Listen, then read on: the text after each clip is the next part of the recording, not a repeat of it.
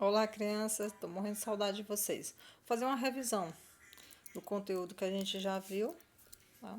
Para ficar melhor entendimento de vocês. Então, química.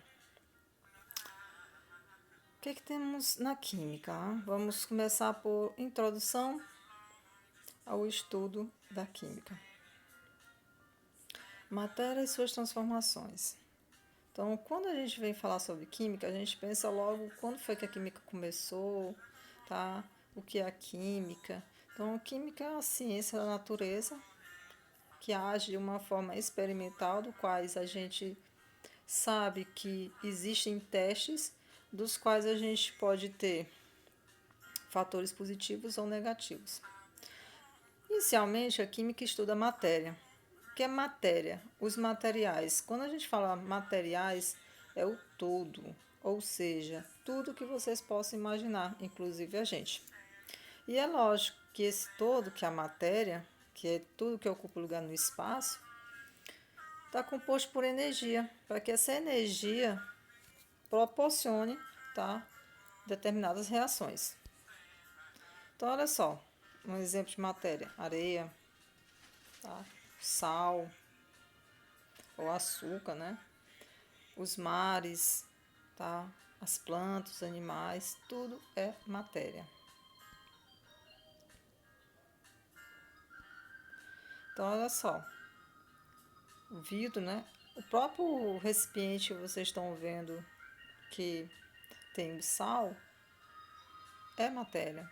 A tampinha é matéria. Por quê? Porque está ocupando lugar no espaço. Se a gente for tomar um banho de piscina ou mergulhar no riacho, você percebe que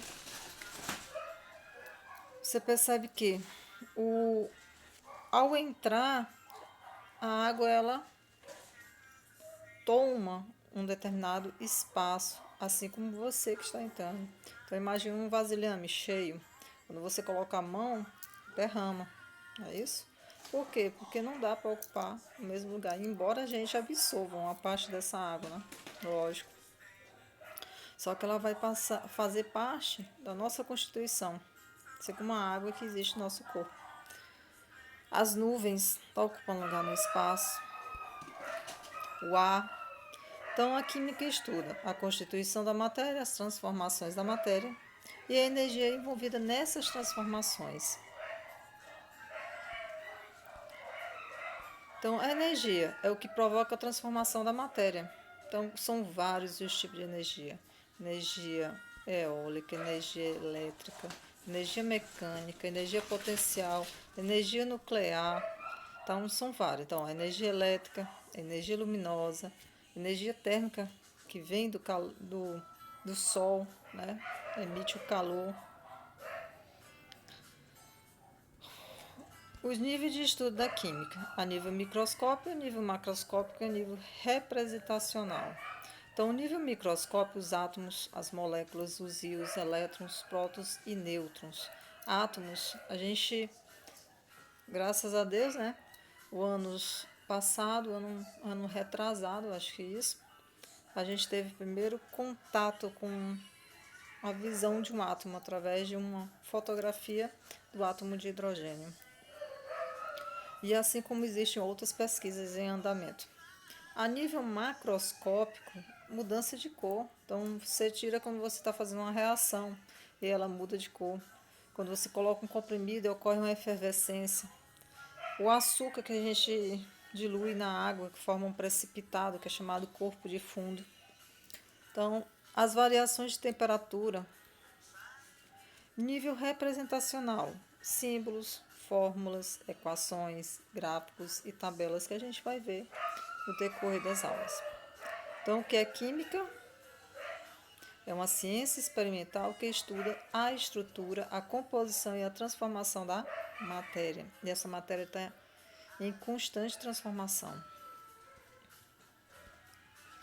Quais são as propriedades da matéria?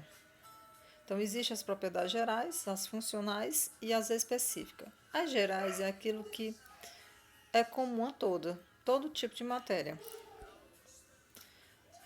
Então, a gente tem massa, toda matéria tem massa. É só você pegar um balão vazio, pesar ele, Depois você enche ele com o próprio ar. E aí o que acontece? Você vai ver que as massas são diferentes do seco para com ar. Tá? A inércia que proporciona tanto a movimentação como o estar em repouso, tá? O volume, aquilo que eu já havia falado para vocês. Isso são exemplos. Compressibilidade, quando você exerce uma determinada pressão, tá? A pressão atmosférica, que é de 1 atm, assim como a compressão de um livro ao ser produzido. A divisibilidade, tá? A elasticidade. Então, um copo, ele pode ser quebrado, ele pode ser dividido em fragmentos, tá? Existe também o nosso próprio corpo, que existe uma determinada elasticidade, dentre outros, né? A impenetrabilidade. Infelizmente, vocês estão vendo uma imagem aí de um carro batido. Então, você imagina um prego sendo colocado na parede. Ele é penetrável, tá? Então, existe a impenetrabilidade dentro daquele recurso. Então, uma coisa mais forte que a outra. Exemplo, o diamante na escala de mols, ele é o que? Mais resistente, é impenetrável. Então, ele consegue penetrar em outras estruturas. As propriedades funcionais são propriedades comuns a certos grupos de compostos, denominados funções químicas. As propriedades funcionais serão estudadas oportunamente no conteúdo de funções químicas. Quais são as funções químicas? Ácido, base, sais e óxido. Respectivamente, ácido, o limão, leite, magnésio, a base, o sal de cozinha, os sais, o dióxido de carbono que a gente lidera, que é um óxido. Então a gente vai ver a diferença de cada um. Então, as propriedades funcionais têm a ver com a acidez, a alcalinidade, que é a basicidade ou básico, e a salinidade. Propriedades específicas, ou seja, são propriedades particulares a cada substância.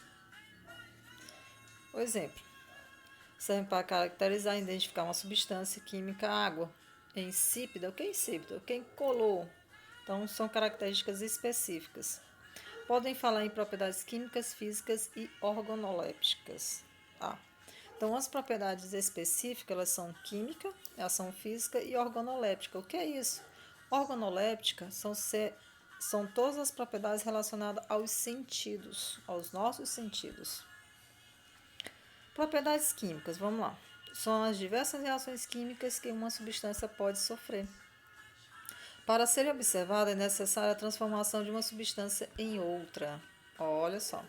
O ferro, uma barra de ferro no fundo do quintal, ela se oxida, ou seja, ela cria ferrugem. Por quê? Porque ela é em contato com o ar e com a umidade, ou seja, a chuva, o sol, tá? Isso vai proporcionar uma diferença de temperatura, fazendo que ocorra a oxidação, que é a perda de elétrons. O peróxido de hidrogênio, água oxigenada, sofre decomposição sob a ação de luz, assim como a água sanitária. Então, você percebe que os recipientes eles são opacos, justamente para que a luz não modifique a sua composição. O carvão sofre combustão. Carvão sofre combustão, ele vira um pozinho, né? Porque ele queima. Combustão queima. Quando em contato com o oxigênio, fornece calor, liberando água e dióxido de carbono. Propriedades físicas são propriedades que podem ser observadas e medidas, sem transformação de uma substância em outra. Vocês viram lá nas químicas que elas se transformam. Então, são constantes físicas que caracterizam uma substância química. Quais são? O ponto de fusão, que é específico para cada substância pura, ponto de ebulição, densidade, solubilidade e dureza. Beleza, o que é um ponto de fusão? É a passagem de sólido para líquido. O que é o ponto de ebulição? De líquido para gasoso. Densidade é uma relação entre massa e volume.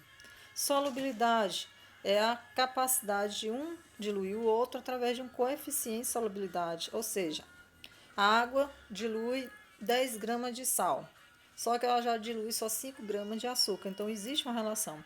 e a dureza, que é aquilo que eu falei anteriormente para vocês sobre a escala de Mohs. Então, o ponto de fusão é a temperatura na qual uma substância sólida passa para o estado líquido, ou seja, o derretimento de uma barrinha de gelo. O ponto de fusão apresenta valor específico para cada substância pura.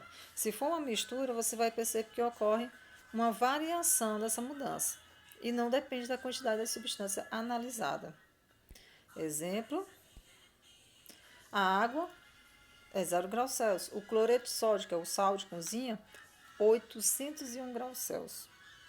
Então, vocês percebem que quando a gente coloca na panela para fazer o cozimento, a gente sabe que aquele forno ele não vai chegar a 801 graus Celsius. Então, ele fica solubilizado, ele fica diluído entre os componentes da qual está sendo feito o cozimento.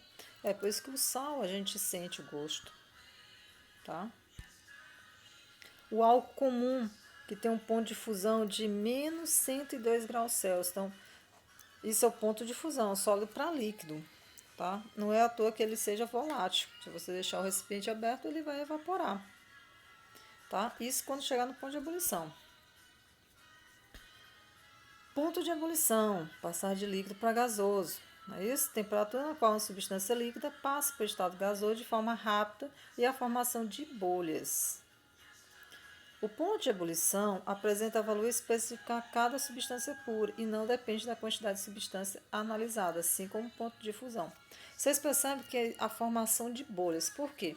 Quando a formação de bolhas significa dizer que a passagem está em equilíbrio entre a pressão atmosférica e a pressão daquela substância diluída em outra substância. Quais são os exemplos? A água ferve a 100 graus Celsius. Se ela estiver pura, se você botar sal e tiver um termômetro, você vai perceber que não está a 100 graus Celsius, vai estar acima. Por quê? Porque tem sal. Você lembra do sal? 801 graus Celsius. Cloreto de sódio, 1490 graus Celsius. Então, não tem como ele virar vapor com o nosso fogãozinho, né? O álcool comum, 78 graus. Olha só aí. E é mesmo assim um pouco volátil, né? Você deixar ele... Densidade de massa específica, né? É definida pela relação entre a massa e o volume da substância, ou seja, uma razão existencial.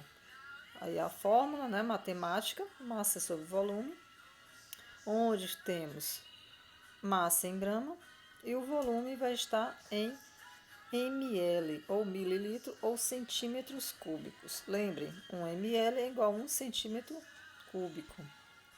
Assim, a unidade de densidade vai ser gramas por ml ou gramas por centímetros cúbicos, ok? Então, a densidade do etanol é de 0,1 gramas por ml. Isso significa dizer que para cada 1 ml do etanol possui a massa de 0,8 gramas, ok? Então, é como se eu tivesse...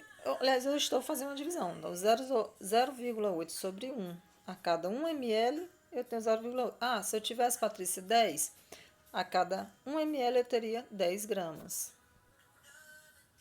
Ok? A densidade da água, 1 gramas por ml. Ou seja, 1 sobre 1. E aí existe até as relações, né? Etanol dilui na água. Porque tem uma densidade muito próxima, ok?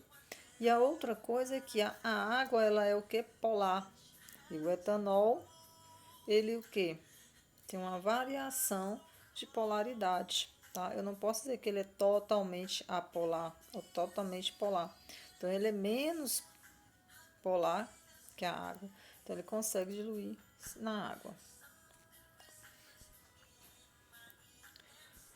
Olha só, uma coisa importante. Considerando duas substâncias diferentes, A e B, temos massas iguais e volumes diferentes.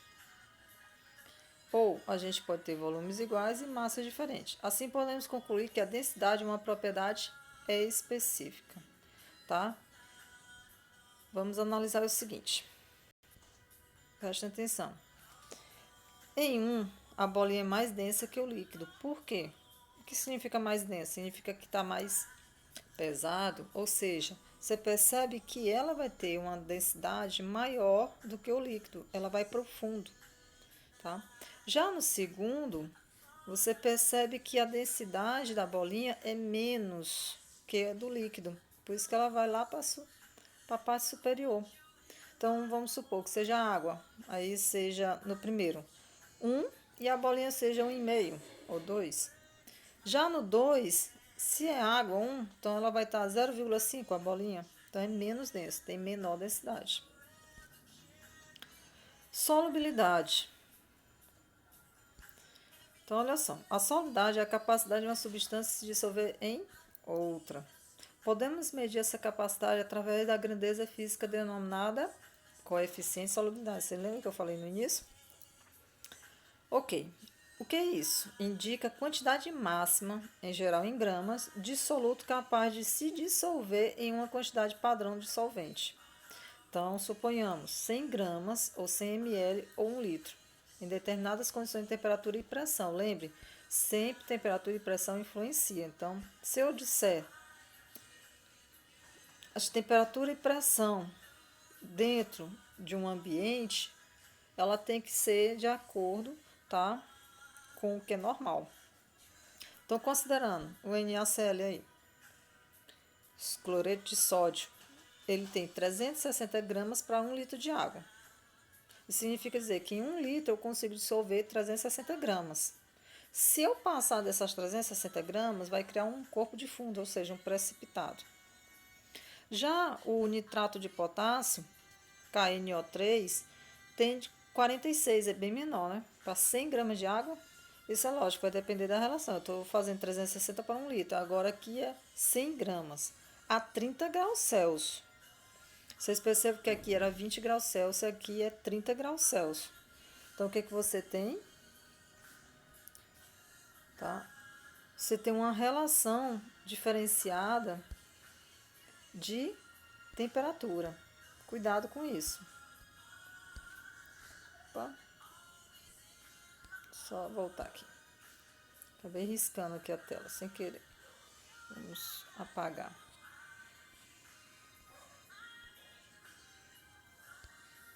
Só apagar rapidinho aqui. Pronto.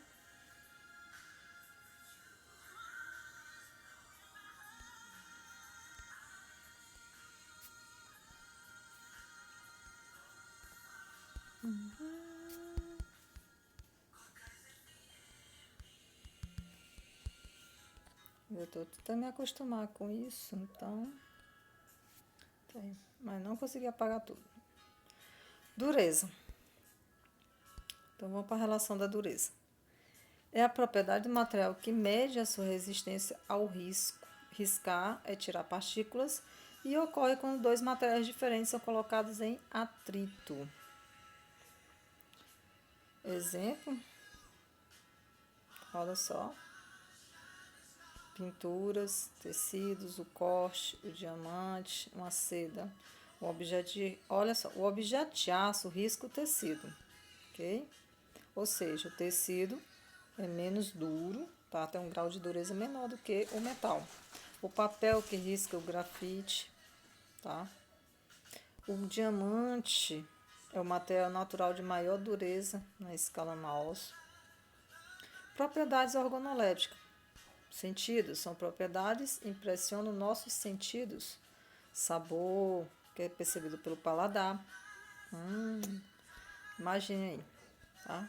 A gente consegue diferenciar doce, salgado, tá? Então, se a substância possui sabor, ela é sípida. Caso do limão. Se não possui o caso da água, ela é insípida, considerando a água, tá? Que a gente possa beber. A cor, percebida pela visão. Então, você consegue diferenciar cores. É lógico que a gente tem aquela relação lá da física, tá? E na química, relação quântica sobre cores, tá? Existem vibrações, tá? Relacionada aos comprimentos de onda. E a gente consegue perceber, tá? dentro de uma faixa visível. Se a substância possui cor, ela é colorida. Se não possui, ela é o quê? Incolor, não é isso? Por causa da água. Odor, tá? Percebido pelo olfato. Aí você tem vários tipos de fragrâncias, tá? Maus cheiros, é lógico. Gasolina. E a água? Ela não tem, tá? Então, se ela não possui odor, ela é inodora. Brilho, percebido pela visão. Olha só, o metal, a gente consegue o espelhamento, coisas coloridas, ou algo opaco, fosca, tá? Existe brilho, não existe, que é chamado de fosca. Estado de agregação, sólido, líquido ou gasoso, é percebido pelo tato e pela visão, ok? Então a gente consegue identificar os três e consegue identificar, é lógico, pelo tato. O que é importante? Olha só, existem outras específicas. A maleabilidade relacionada a metais em relação à produção de lâminas, tá? Propriedade de material de poder se transformar em lâminas, folhas, chapas ou placas. Isso geralmente a gente percebe que em madeiras, tá? Metais. A ductibilidade. Opa, fios, né? Então, propriedade de transformar-se em fios. Propriedades intensivas. São aquelas que dependem da quantidade do material da amostra, só depende da quantidade ou da natureza desse material. Então, isso está relacionado à densidade, o ponto de fusão e o ponto de ebulição. Ok? Propriedades extensivas são aquelas que dependem da quantidade da amostra, tá? Então, corrigindo aqui. Vamos lá. As propriedades intensivas, elas dependem da natureza do material. E as extensivas não dependem da natureza. Ok? Ó. As intensivas, densidade, ponto de fusão e ponto de ebulição. As extensivas, elas já massa, volume e área, ou seja, extensão. E as propriedades intensivas, elas não dependem da quantidade e sim da natureza. As extensivas dependem da quantidade. Tá ok? Corrigindo aí. Tem que ser um pouco mais rápido, né? Quais são os estados de agregação da matéria? São os estados físicos. Quais são eles? Sólido, líquido e gasoso. E você percebe que o estado sólido ele está muito aproximado das moléculas. Tá? O estado líquido já tem uma determinada distanciamento e os gasosos estão bem mais distantes. Então você percebe, apresenta forma e volume próprios. Não depende do recipiente que o contém. Já o estado líquido apresenta volume próprio e a forma é do recipiente. E o estado gasoso não apresenta nem forma e nem volumes próprios. Ok? Ó, não apresenta forma e nem volumes próprios. As mudanças de estado físico da matéria. Podemos transformar o estado físico em outro? Sim, por meio do que? Da temperatura ou da pressão. Ok? Analise o esquema. Vamos lá. Estados físicos.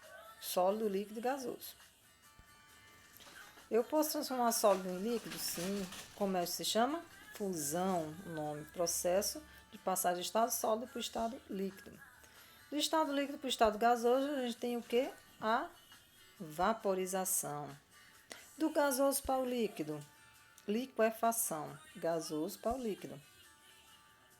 E de líquido para sólido, a solidificação. Lembrando que existe também mais um, que é a passagem de quê? De estado sólido para o estado gasoso, que se chama sublimação. E do gasoso para o sólido, temos a ressublimação.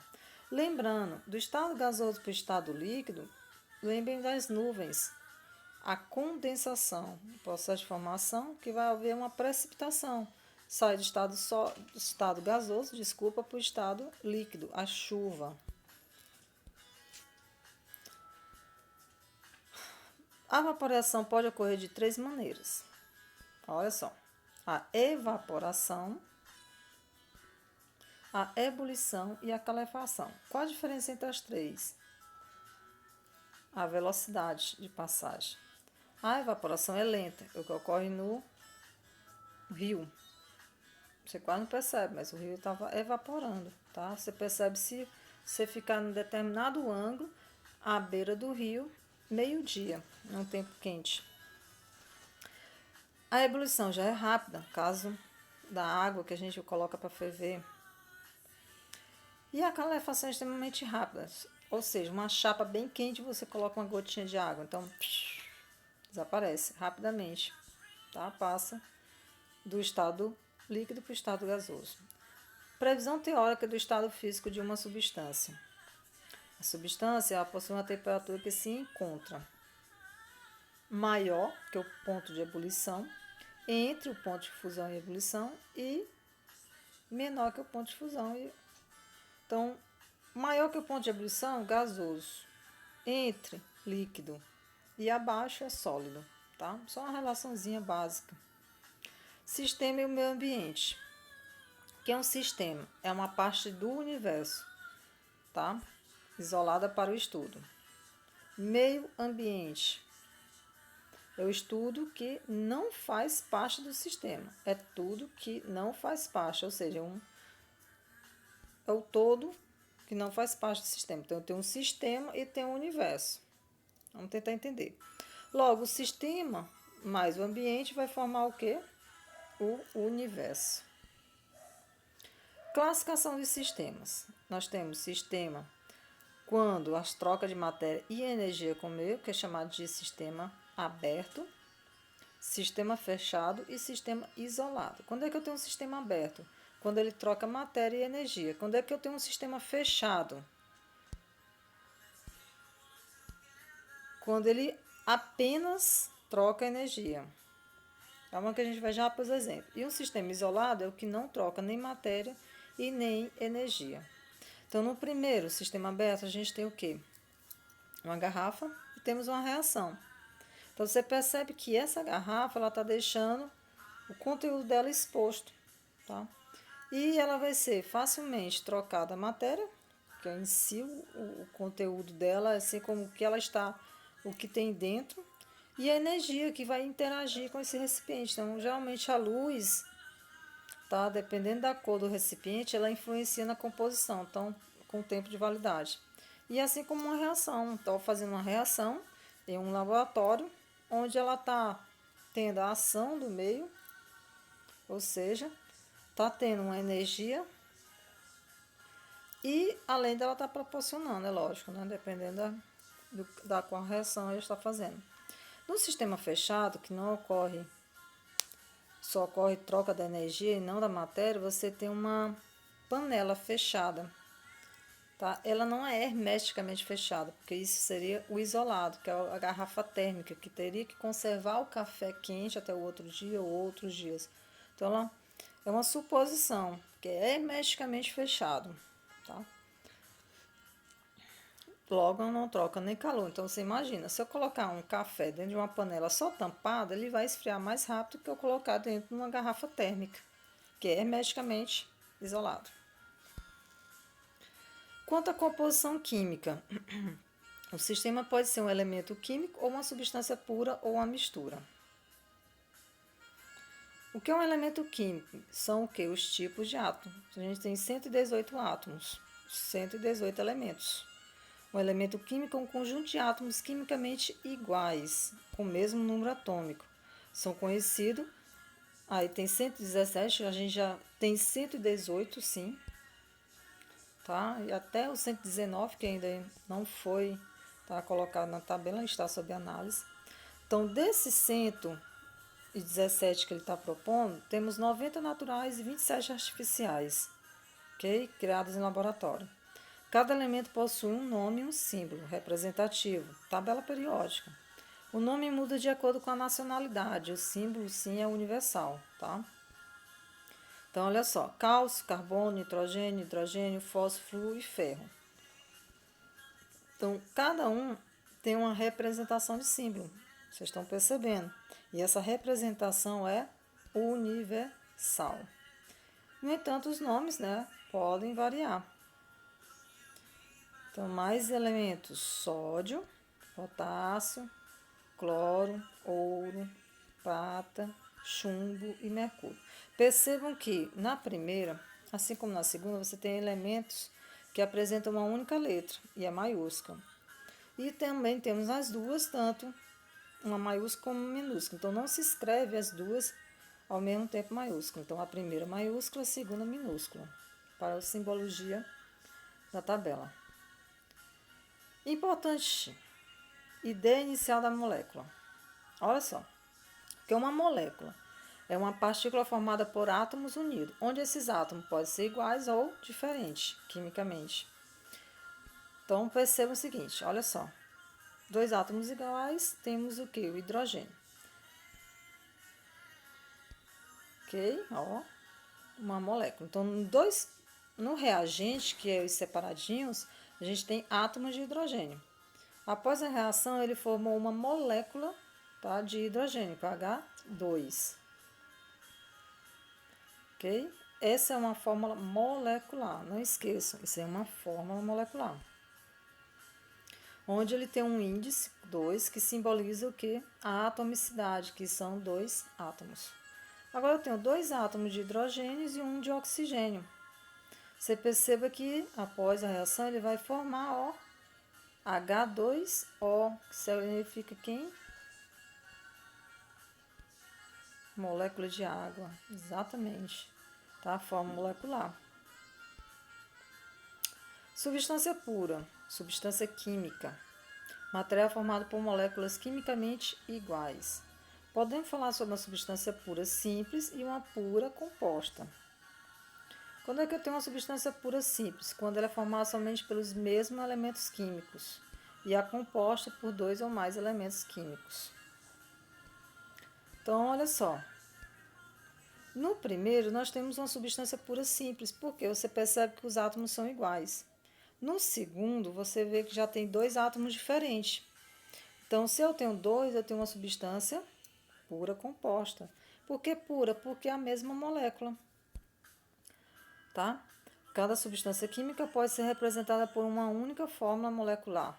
Se eu misturar os dois, o que eu vou ter? Aí, eu vou ter o quê? 2 substâncias. Então, ela já não vai mais, eu vou ter a associação entre uma pura e uma composta. Então, eu vou ter uma mistura. Então, o gás oxigênio, O2, substância simples. Gás hidrogênio, H2, o mesmo tipo de átomo, então substância simples, pura.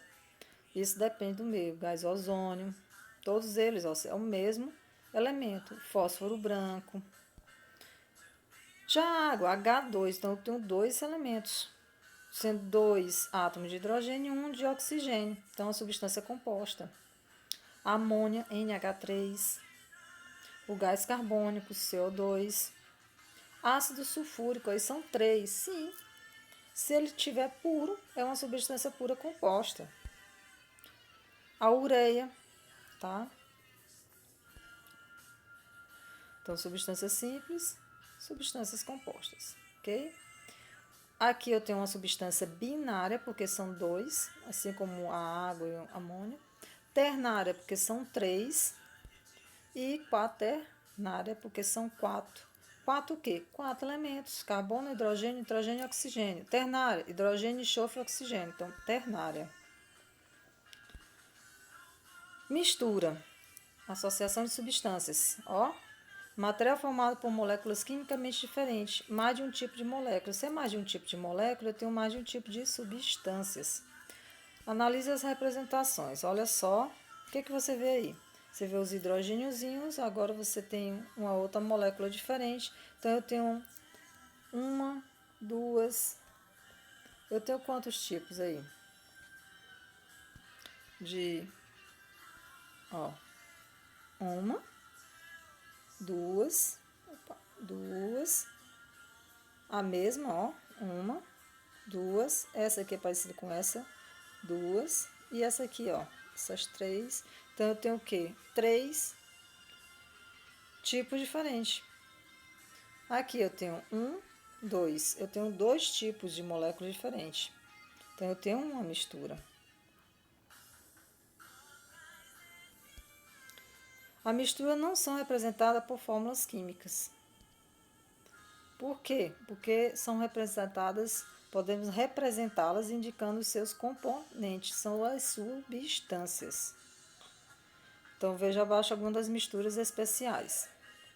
O ar atmosférico filtrado, olha só o que tem no ar, né?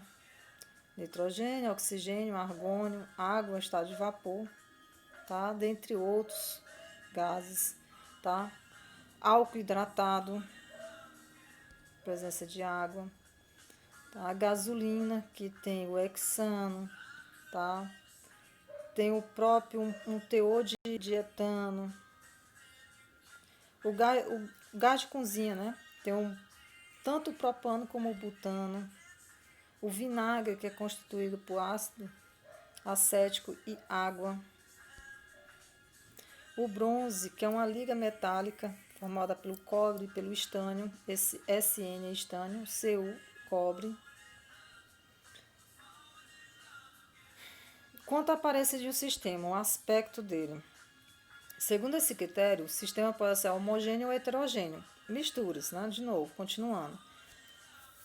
Então, quando eu faço a relação mistura homogênea, mistura heterogênea, eu também tenho uma representação por meio de um sistema homogêneo e um sistema heterogêneo. Nem todo sistema é uma mistura, mas toda mistura é um sistema. Vou mostrar por quê. O sistema homogêneo apresenta um aspecto uniforme, já o heterogêneo, não. O homogêneo apresenta propriedades iguais em toda a sua extensão. O heterogêneo, não. Apresenta apenas uma fase. Opa, eu só estou vendo algo. Mas a partir do momento que eu estou vendo mais de duas coisas ali, é um heterogêneo. Então, o que é uma fase de um sistema? É a porção homogênea do sistema. Cada fase é sempre fisicamente diferente de uma e da outra. Vamos analisar o seguinte.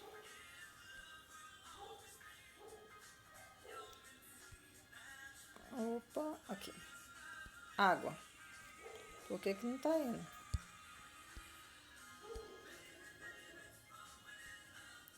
Rapidinho, o que foi que houve aqui?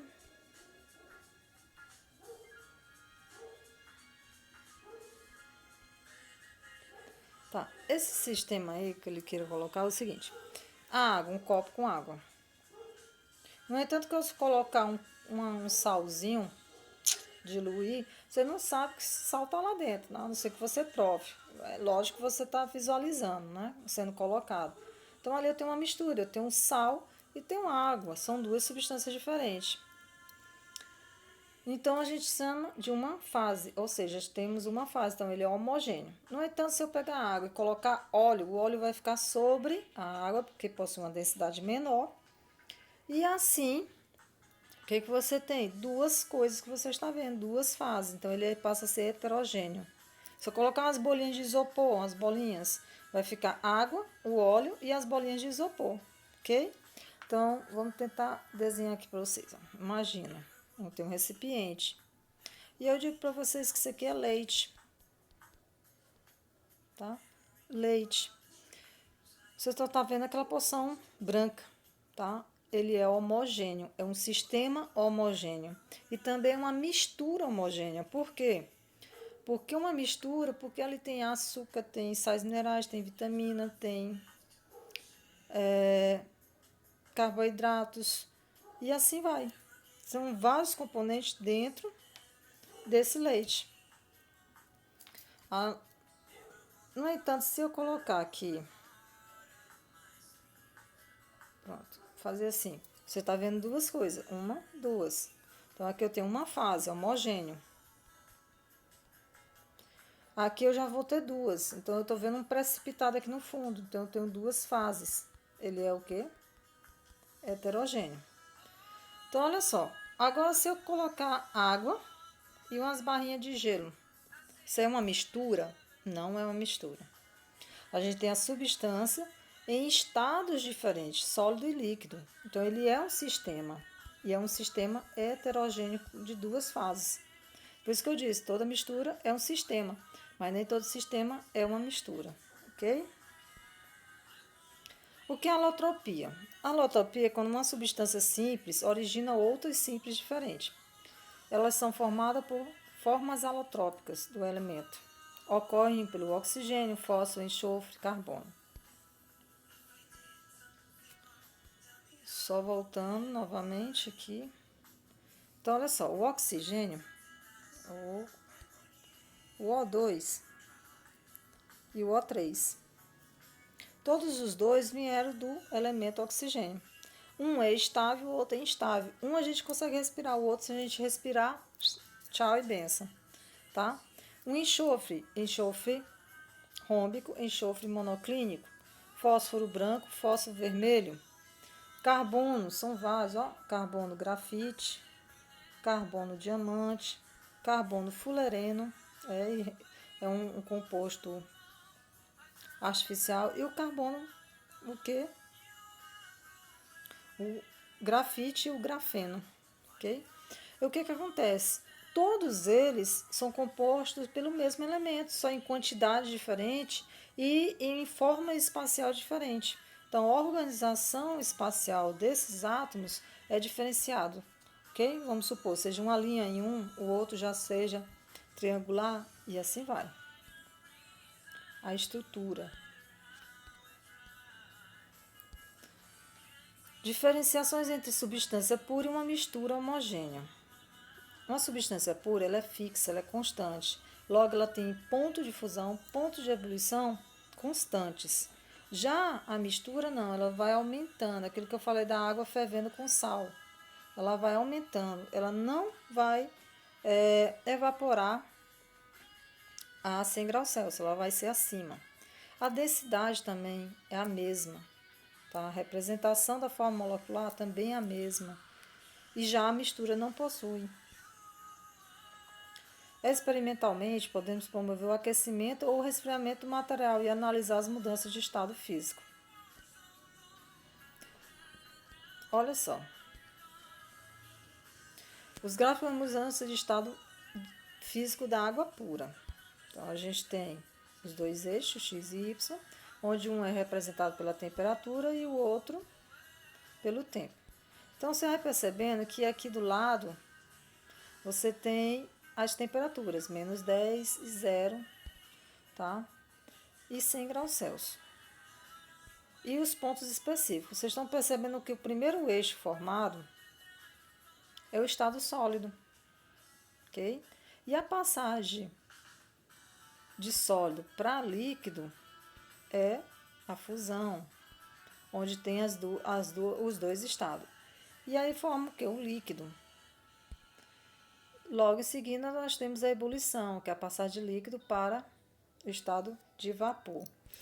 E aí a gente temos o vapor. Então, vocês estão percebendo que o que a gente tem aí? A 0 graus Celsius é um ponto específico, não existe uma variação. É uma temperatura fixa, constante. Então, ela vai passar de sólido para líquido a 0 graus Celsius. E de líquido para gasoso a 100 graus Celsius. Vocês estão vendo que não existe uma variação, é 100. Enquanto tiver líquido, é 100. Depois que tiver todo líquido, aí vai para 101 ou 0,1. Ok? Já o diagrama de uma mistura, vocês estão vendo que existe uma variação. Do lado que vocês estão vendo da temperatura, vocês estão vendo que existem dois pontos. No anterior, não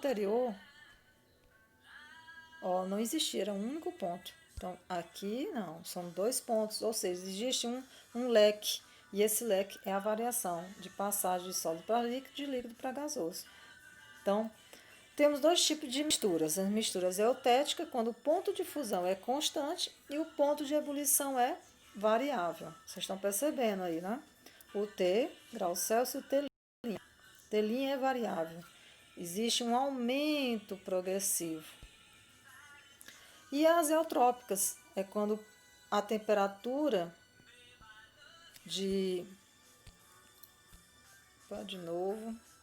a temperatura do ponto de fusão é variável e o da ponto de ebulição é constante. Então, vocês viram, eutética, constante, variável. Azeotrópica, variável, constante.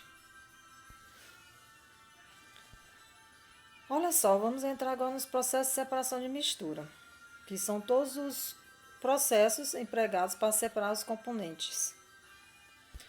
Então, temos o seguinte: processos mecânicos, os processos físicos, tá? São processos que não alteram a natureza química dos componentes da mistura. Primeiro processo, separar misturas heterogêneas de sólido e sólido. Catação. Então, utilizado para separar sólido de uma forma que são grandes e outros pequenos. Separar pedrinhas do feijão. Ok? Olha só. Então, você consegue separar as pedrinhas, são cores diferentes, têm um tamanho diferente. Até os feijões você consegue separar pelos tamanhos. A ventilação, que é outro processo, por meio de uma corrente de ar, que separa sólidos menos densos, ou seja, mais leves. Então, é o caso de cascas, né? Ventilador. A peneiração por tamanhos, com auxílio de uma peneira, você consegue separar, tá? As pedrinhas da areia, que é o caso do seixo. A levigação, o método garimpeiro. Lembra lá dos garimpos? Uma corrente de água separa o sólido menos denso. Tá? Lógico que alguns jogam mercúrio para ficar mais evidente o ouro. Separação de ouro da areia. Infelizmente, né? Flotação.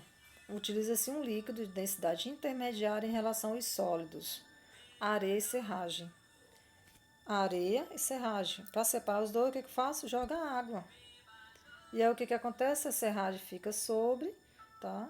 E a areia fica embaixo. Então o corpo de fundo é precipitado e a serragem fica como forma de suspensão. Tá? Isso é muito aplicado nas estações de tratamento de água e esgoto, assim como limpeza de piscina. Separação magnética, a imantação, que é a atração por o ímã de metais, né? Ferromagnéticos, tá? Ferro, cobalto e níquel, caso você não saiba. São atraídos por ímã. Então, separar um ferro do enxofre, tá? Você percebe que todo o conteúdo de ferro está misturado nesse enxofre, foi para o ímã. A sublimação, com o aquecimento, podemos separar sólidos sublimáveis de outros sólidos. Tá? Lembrando que sublimação é a passagem direta de sólido para gasoso, não passa pelo estado líquido. É o caso das pedrinhas de naftalina no guarda-roupa, assim como o iodo e a cânfora. Então, olha só, vidro de relógio. É um instrumento de laboratório onde você consegue, tá, fazer essa separação utilizando o iodo e a areia em laboratório.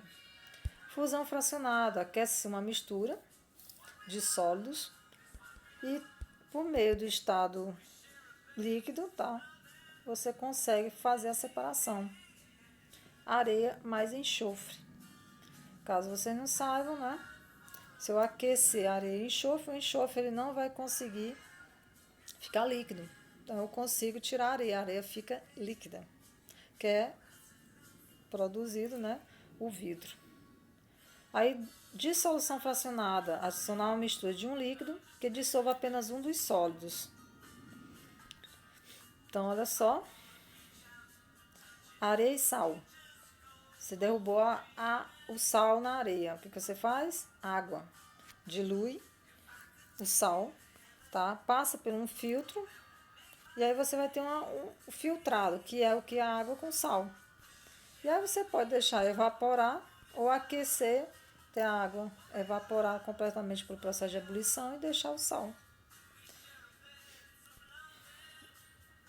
Decantação. É um processo de sedimentação que ocorre a diferenciação através da densidade. Deixar uma mistura em repouso até o sólido depositar.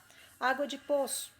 Menino, não toda a água não, porque a criança fica lá, ó, todando, a água fica toda, né, com uma cor estranha.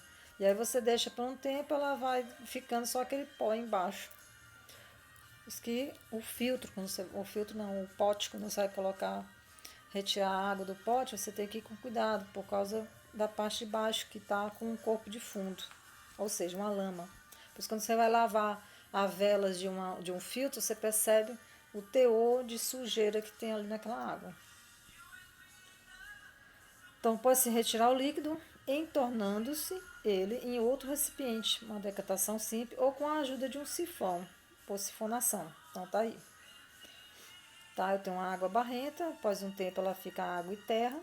E aí, o que que você acontece? Você pode ir tirando bem devagarzinho, sem todar a água, tá? Por meio de uma vareta, fazendo com que esse líquido seja repassado para outro. Isso é uma decatação simples. Ou a sifonação, você coloca um funil a uma determinada altura e esse líquido vai saindo para o outro recipiente, você tendo cuidado para essa mangueirinha não triscar na parte que tem o sólido. Isso é muito utilizado para retirar combustíveis. Lógico que o combustível nos tanques de carro agora tem uma proteção. Filtração, água mais areia, ou a preparação do cafezinho, porque passa por um filtro. Despeje a mistura em 1 litro, tá, de um material poroso, que é o pano de passar café, ou então um papel de filtro. Assim temos. O sólido fica retido no filtro e o líquido passa pelos poros. E assim você vai obter o cafezinho, tá? Sem falar que o cafezinho, ele ocorreu uma extração, porque aquele pó você extraiu, tá? Os princípios ativos daquele pozinho, que é o café, o filtrado. Tá aí, substância pura ou mistura homogênea. Até a próxima, tá? Espero que vocês tenham gostado.